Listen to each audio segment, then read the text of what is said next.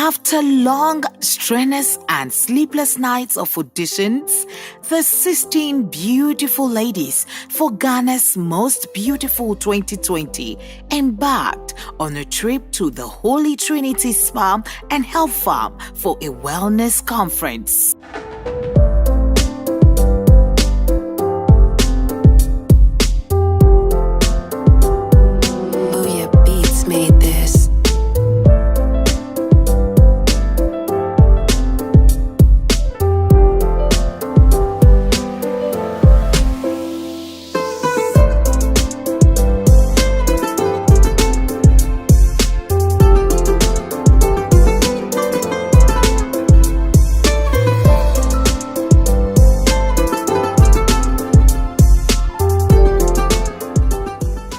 The Holy Trinity Spa and Health Farm is undoubtedly the most patronized destination for wellness and health tourism in West Africa.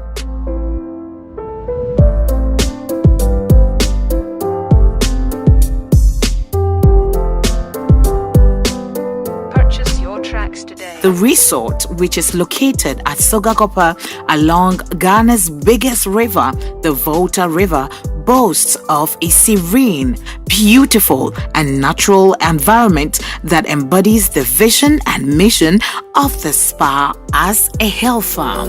Beats made this. In natural ambience, cool breeze from the Volta River, chirping of several species of birds enables a person to switch off into a relaxed mood.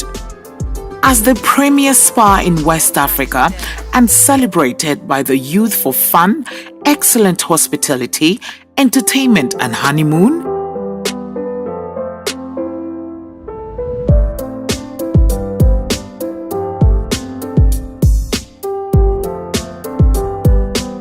Purchase your tracks today.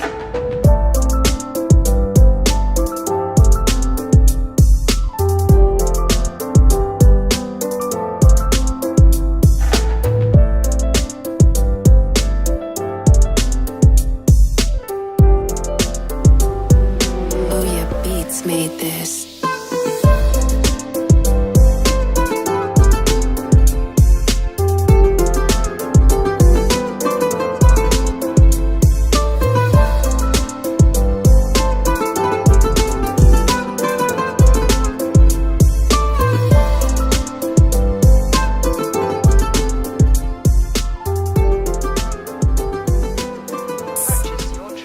After a sumptuous and welcome dinner, the beautiful contestants enthusiastically went to the spa's 100-seater movie theater to watch films on health and wellness in preparation for their conference.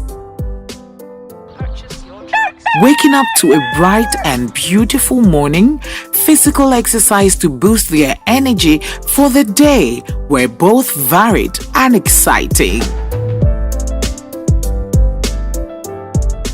The spa's all-you-can-eat breakfast buffet topped up contestants' preparedness for a whole day of wellness conference with the CEO of the multi-award-winning Holy Trinity Spa and Health Farm, Dr. Felix Anyah.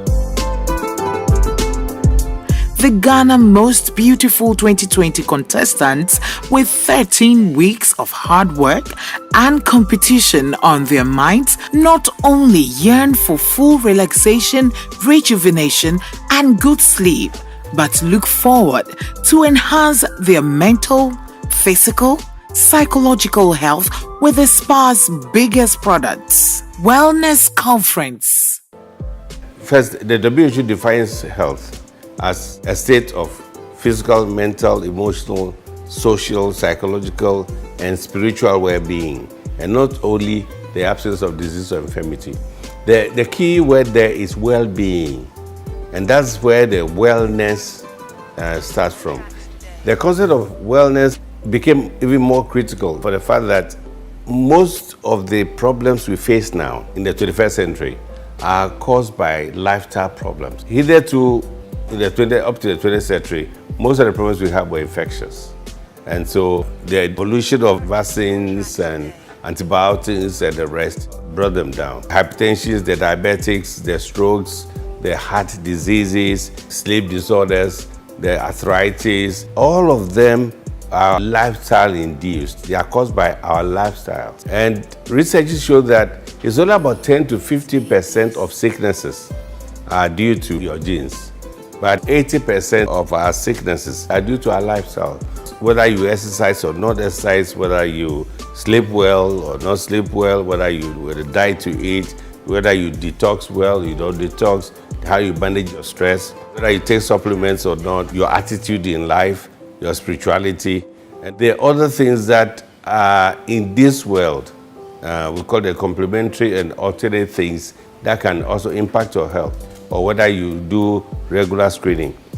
This is what in our research we call the 10 health pillars. These are the pillars on which health is based. And there are so many researches that bring this out. For example, in the physical exercise, in 2005, the National Cancer Institute of the US published that people who have regular exercises have 50% less colon cancer than people who don't do regular exercise. So there is a direct relationship published by scientists that physical exercise directly has a relationship with cancer. There is a second health pillar, which is sleep or rest. There is also the research that shows that those who have chronic sleep disorders are more likely to have type 2 diabetes, they are more likely to have hypertension, they are more likely to have what we call autoimmune disorders, where your body fights against each other. They are more likely to have what we call chronic pain syndromes. The third health pillar is the role of diet in health. There are researches that have shown that men who eat a lot of red meat, kebab, chofi, things like that, they have 2 to 3 times more likelihood of getting prostate cancer. So there is a direct relationship between diet and cancer. Fourth health pillar, detox. There was publication by the American Red Cross Society who tested 10 children within a week of their birth. They took their umbilical cord samples where they were born and they tested them. It turned out that 287 contaminants in their blood. So it means that their mother had contaminants, about 287 contaminants. 180 of the contaminants could cause cancer. And even many of the contaminants have the things we eat, like the food. Most of the food that we eat, they use pesticides to grow, to kill the farm. They use herbicides, So all those things, even DDT were in the samples that were collected. Even mercury were in the samples that were collected from a day-old children. And so there's a need always to detoxify ourselves. The fifth health pillar is the role of stress. The University of London published an article that said that chronic unmanaged stress is 6 times more likely to cause heart disease than somebody who smokes or who has high blood cholesterol or who is hypertensive. And this is quite shocking because you know that if a person has high blood cholesterol and he smokes, obviously he's more likely to get heart attack. But here, the evidence also is in that chronic stress can give you heart attack, and 6 times more likely. The sixth pillar is the supplements. For years, it was thought that whatever you eat is okay. But then, from the turn of 2000s, the American Medical Association published that every human being needs 1 multivitamin and supplements a day. The understanding, I believe, is that we all eat according to our cultures, where you come from, your taste, what you want to eat. Not necessarily that you need this because of your work or your challenges that you're going through and things like that. So that was, from a medical perspective, big information. So it's important that we all have our supplements and the vitamin supplements and other supplements regularly. The other pillar, our attitudes. And there's one also report published by the University of Maryland. They've seen that people who have humor, who joke a lot, who laugh a lot in their everyday life, have far less incidence of heart attack. So it's important that we have a more relaxed life and have a lot of humor. There's a discipline now which is called psychodeuroimmunology that shows a direct relationship between our mind and our immune system. It's also a big area. So it's important our attitudes and our mood has direct effect on our health. The eighth pillar is spirituality. Studies have shown empirically that many places that live long are people who are religious. There's a place in Pakistan, the Hunza region. There's one in Russia, Abkhazia. There's one in Ecuador, we call it the Vilcabamba region in Ecuador. These areas live averagely 100 years. But I find that they realize that they eat vegetables, they live natural lives, they don't judge, they don't believe they are going to die. Their attitude. When somebody who is 80 can marry somebody who is 15 years, and then there's nothing asked. When they are sick, they don't think of death. But that's their attitude. So the combination of the pillars found there, but especially because they are religious people, not necessarily Christian. They believe in one God. We know that Jesus Christ also healed, and I believe he healed about 42 healing sessions. 13 of them he cast out demons.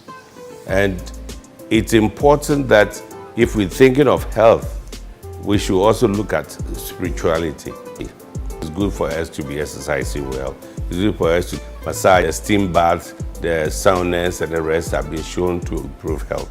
And then the role of scientific medicine. So these 10 pillars are the things that have informed the facilities that we have here. If you take the first one, we have so many exercise facilities here. We also have the professional. We have professional exercise physiology who has not only a BSc, but he has his master's in exercise physiology to be able to take somebody through, to be able to guide somebody to start and to continue and to take it as a lifestyle. We have 3 long tennis courts here, which is one of the few in this country. We have badminton, which is also few, table tennis, we have volley, we have basketball, we have football. We've started the golf course, across the river. In terms of the first pillar of physical health, we want to bring as many facilities for health that can suit your health, your age, and what you do. We have cycling, almost everything. We have group walk. Here, when the people come, we want to start them with walk. We take them along a designed path, which is airy, which is refreshing. You see a lot of greens and flowers. And then we have security behind and in front. So you are so secured. We call it a walk exercise. And we also have places where we have dance exercise. So dancing as a form of exercise, walking as a form of exercise, walk exercise and dance exercise. So whichever form of exercise you think that after consultation, we think that you can practice as a lifestyle, that's what we do for you. Your tracks today. In fact, the whole world is changing from a sickness-based system to a prevention system. The first one you can see is corona.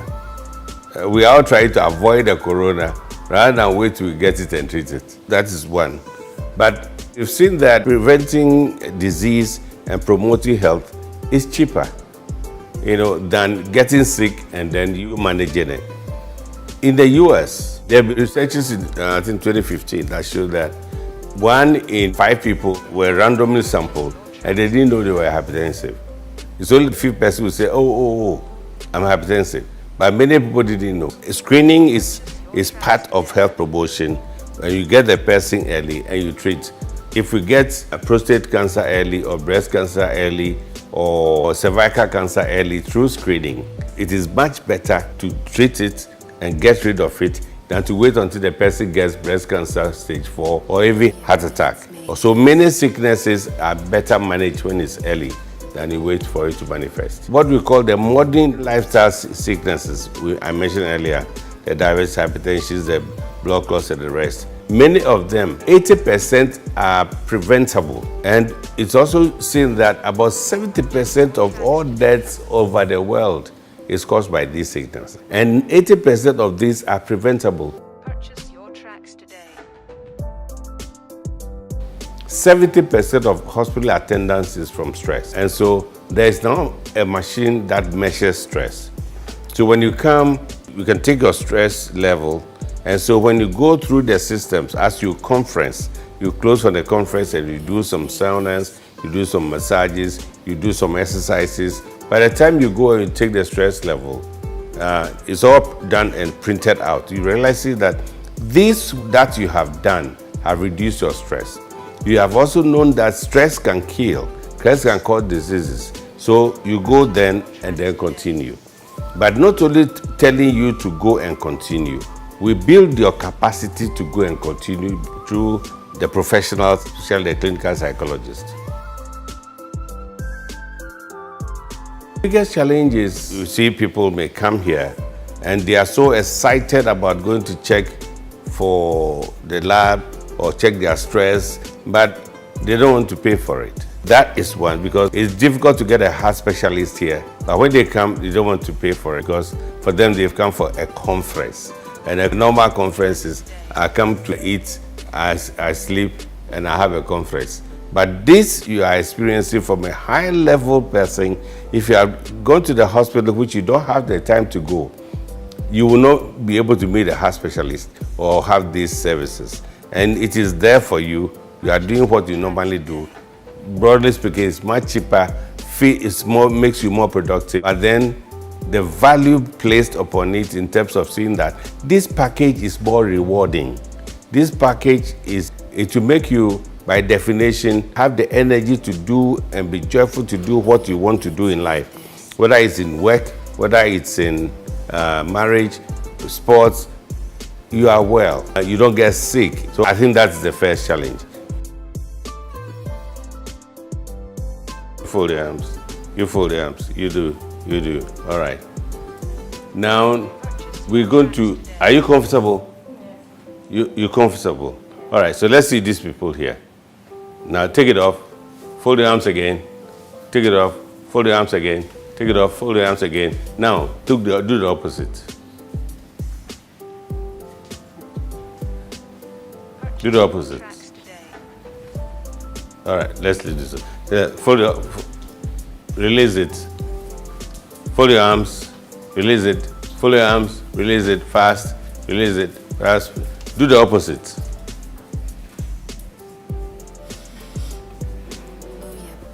So you fold your arms 100 times. You do one thing.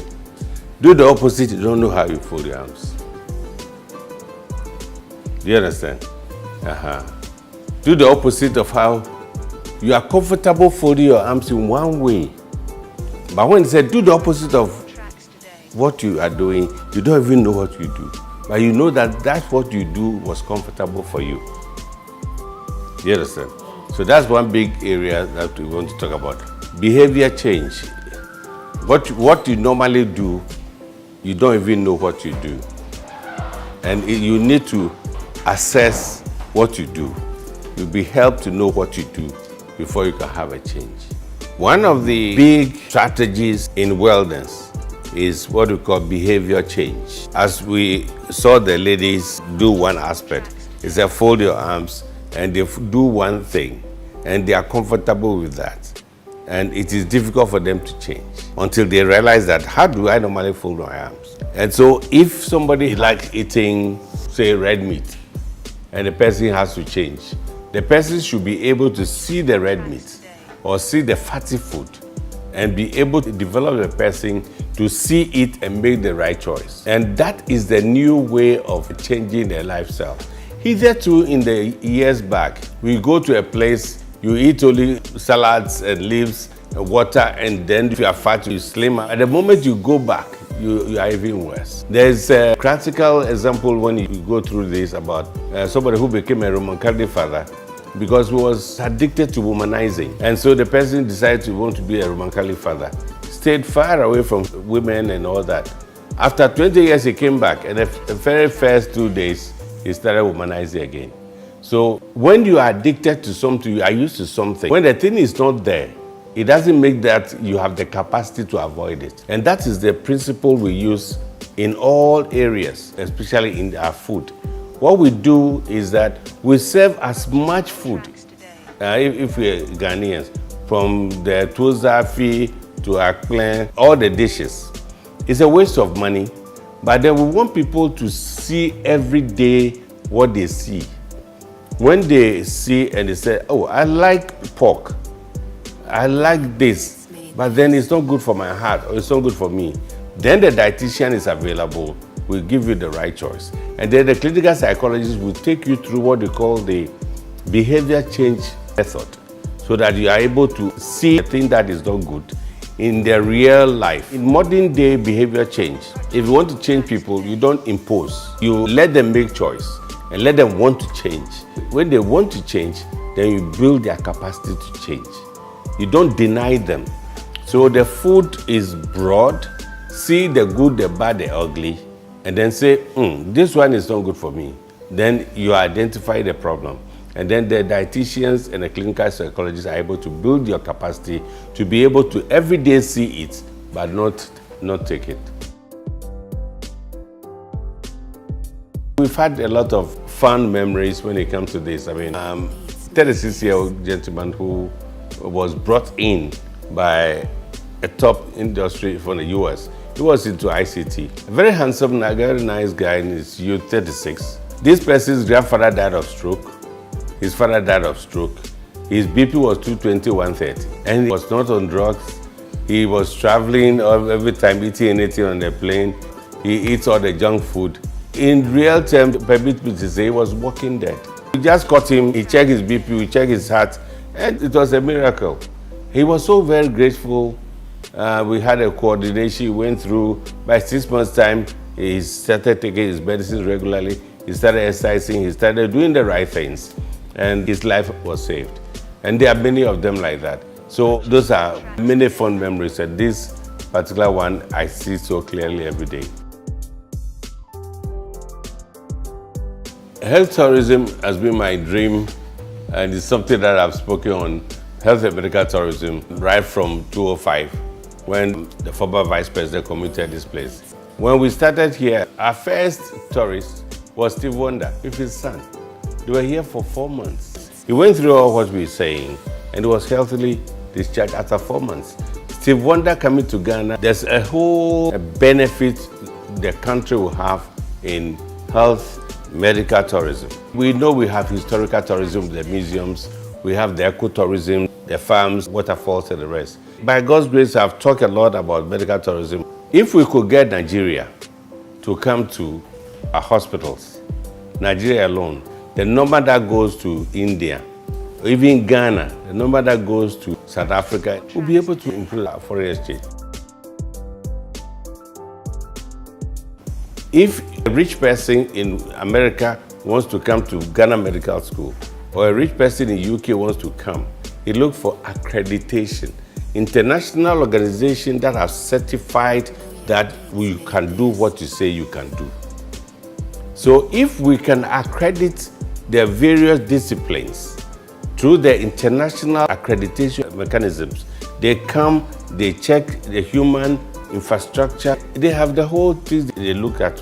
Then when the hospital or the health facility is accredited, it is then that people who are moving will look at accreditation and be able to come. Armed with extensive understanding of health and wellness and lifestyle change, our ladies started relishing the signature wellness packages the Holy Trinity Spa and Health Farm pioneered in West Africa. Eye screening for early detection of medical conditions such as glaucoma, cataracts, and others such as near or far-sightedness and refractive errors. Dental cleaning helps prevent bad breath, brighten the smile, prevent teeth cavities, tooth loss, and boost overall health. Laboratory tests done as part of the SPA's wellness conference include Pap smear for female conference delegates to detect early cervical cancer.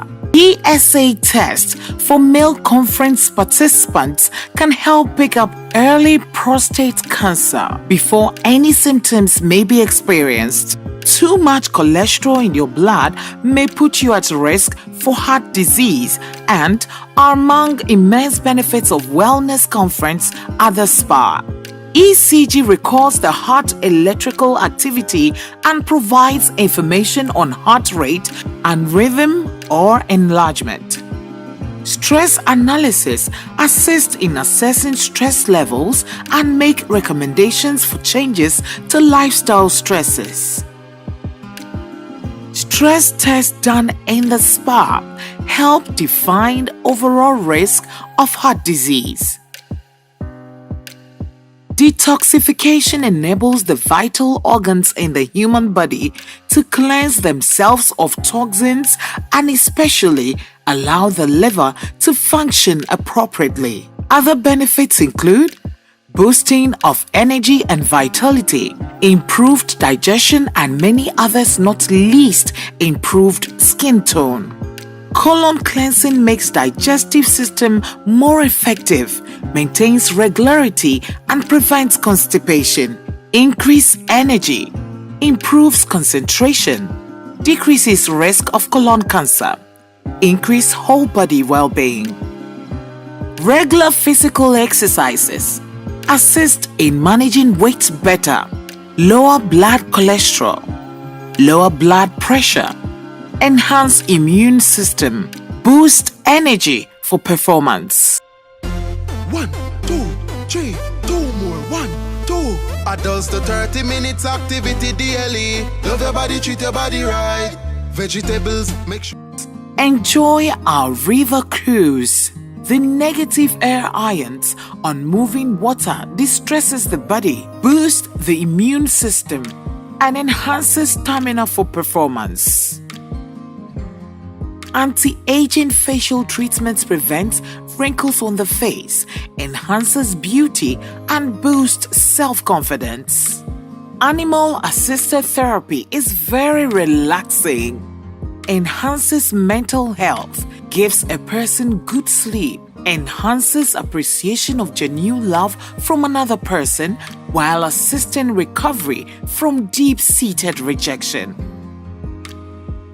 Grooming services supports people who travel to stay for days at Holy Trinity Spa and Health Farm. Categorized as a destination spa to be well groomed during their stay.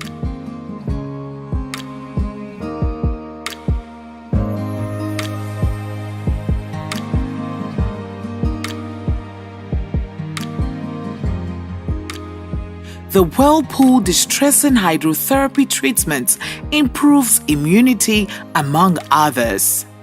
The spa doctor, dietitian, clinical psychologist, and physiotherapist reviewed all tests and finally gave treatments with recommendations appropriately.